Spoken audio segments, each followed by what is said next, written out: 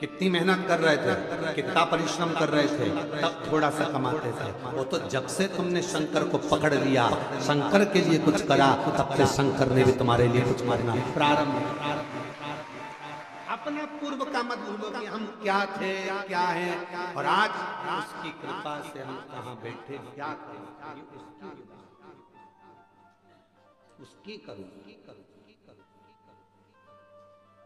किसी की सामर्थ्यता नहीं है कि कोई भगवान शिव को कुछ दे। लंका का राजा रावण ने एक बार कह दिया था भगवान शंकर से, लंका के राजा रावण ने कहा भोलेनाथ आप मेरे साथ लंका चलिए, बाबा वेदनाथ की स्थापना इसलिए, आप मेरे साथ में लंका चलिए। शिव जी ने कहा ठीक है, चल चल चल चल, उठा ले। शिवलिंग दे दिया भगवान ने, अपना प्रतिबिंब स्वरूप उठा ले। रावण ने उठा लिया, शिवलिंग लेकर चल दिया। चलते चलते शिवलिंग को ले जाते रावण के मन में एक बात आई, भगवान मेरी सोने की लंका में तुम्हें बड़ा मजा आया, बड़ा अच्छा लगा। किसकी लंका? सोने की नहीं, पहले शब्द पर जाओ। मेरी सोने की लंका में तुम्हें बड़ा आनंद आएगा महाराज, बड़ा आनंद आएगा कि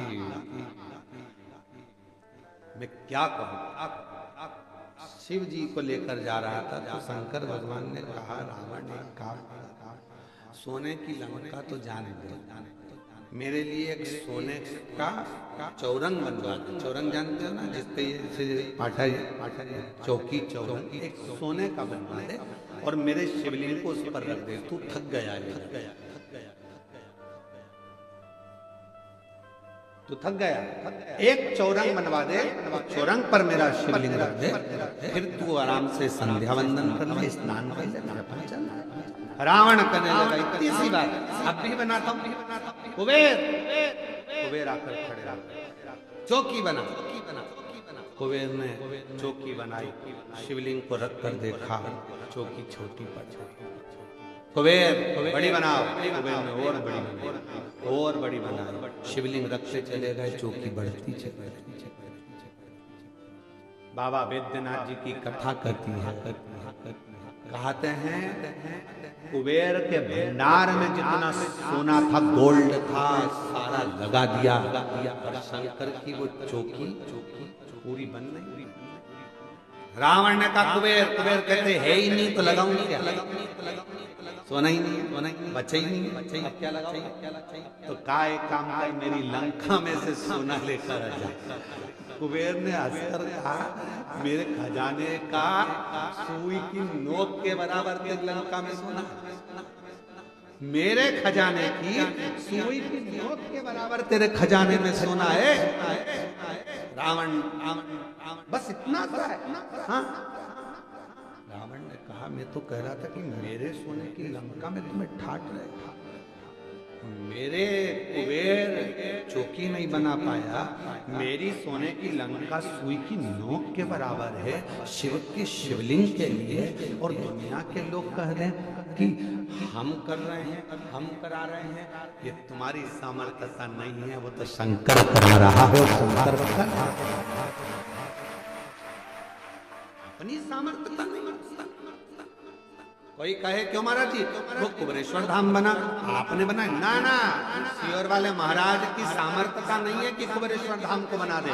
12 ज्योतिर्लिंग के मध्य का बिंदु कुबेरेश्वर धाम पर अगर खड़े होकर किसी भी ज्योतिर्लिंग को आप नापेंगे, गूगल पे सर्च करेंगे कुबेरेश्वर धाम पर खड़े होकर, तो एक पॉइंट बड़ा हुआ है, शून्य लगा हुआ कभी नहीं आएगा। 150 है तो 151 आएगा, कोई ज्योतिर्लिंग 180 है तो 181 आएगा, एक बड़ा हुआ है, पर शून्य कुबेरेश्वर धाम पर कभी नहीं आता, क्योंकि जो कुबेरेश्वर धाम पर आता है वो शून्य नहीं रहता, एक कदम आगे बढ़कर उन्नति की ओर बढ़ता।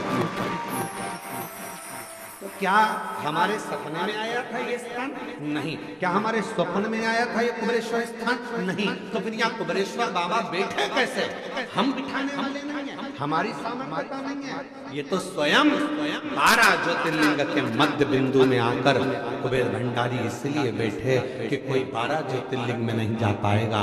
बिंदु में आकर अगर कुबेरेश्वर धाम पर भी जल चढ़ा देगा तो सारे ज्योतिर्लिंगों का पुण्य प्राप्त। कौन की सामर्थ्य? हमारी सामर्थ्यता की हम कुछ बना दे ना। सामर्थ्य वहां तो केवल एक छोटा सा शिवलिंग।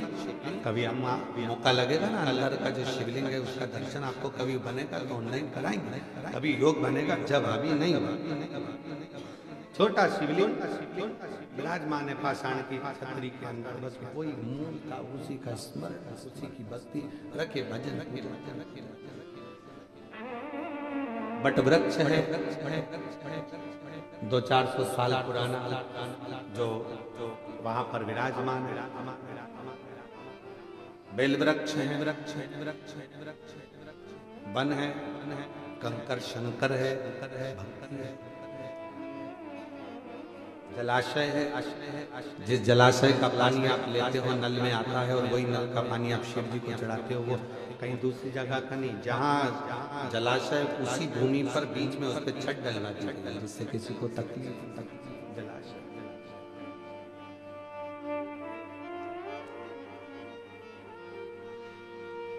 शिव वो अपने लिए स्वयं स्थान चुनता है, आप और हम नहीं चुन सकते।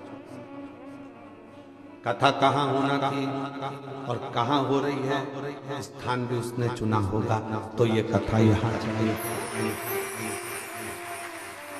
समर्थता हमारी और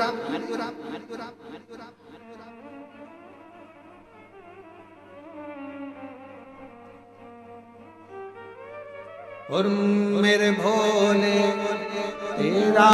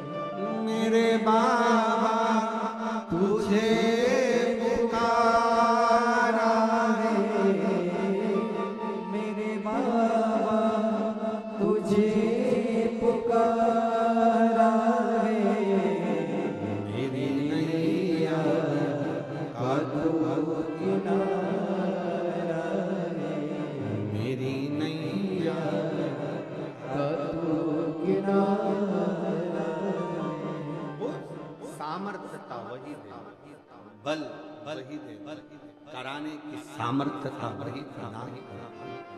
आपकी और हमारी कोई सामर्थ्य कोई। एक पत्र अच्छा है,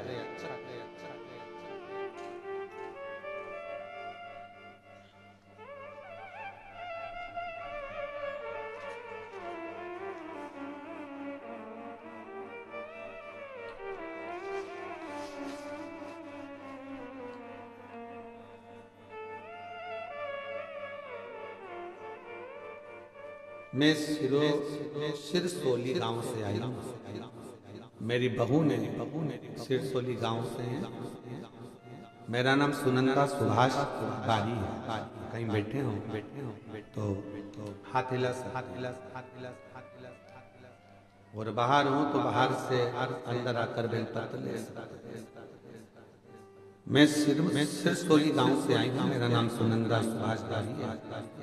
मेरी बहू ने पशुपति व्रत करने के बाद बाबा का प्रसाद मिल गया। गुरुदेव 5वें महीने की सोनोग्राफी कराने पर पता चला कि बच्चे के सिर पर 2 गठान है। सोनोग्राफी की रिपोर्ट देखकर डॉक्टर ने कह दिया कि बच्चे को निकाल दो। एक तो बहुत सालों के बाद तो घर बैठेगा और ऊपर से बाबा बच्चा भी दिया तो 2 गठान हो गए सिर में। इसको निकाल दो, इसका शरीर काम नहीं देता, ये विकलांग रहे, बुद्धि काम नहीं करे, इसको निकाल।